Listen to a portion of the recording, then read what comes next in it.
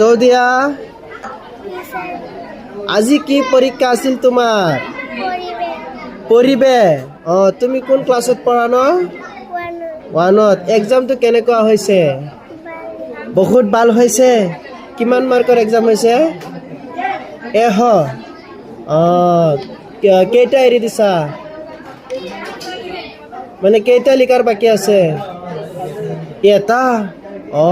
100ৰ ভিতৰত 2-3 কম পাবা ন? ভালদৰে লিখিছা ন?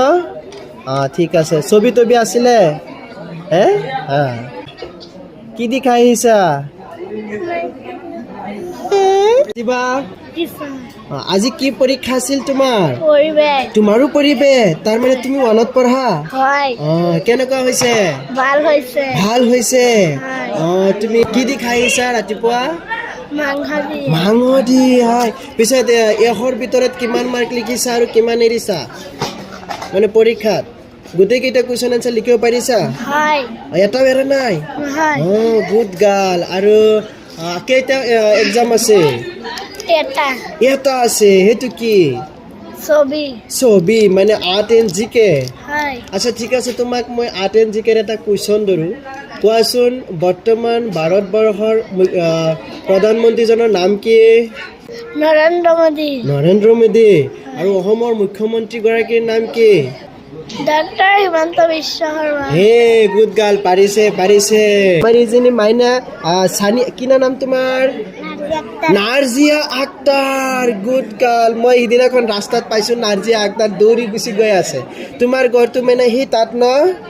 তোমাৰ তুমি কোন ক্লাছত পঢ়া? 1তে। তোমাৰ পৰীক্ষা কি আছিল? পৰিৱেশ। কিমানটা এৰি দিছা আৰু কিমান মাৰ্ক লিখিছা? কেইটা এৰিছা?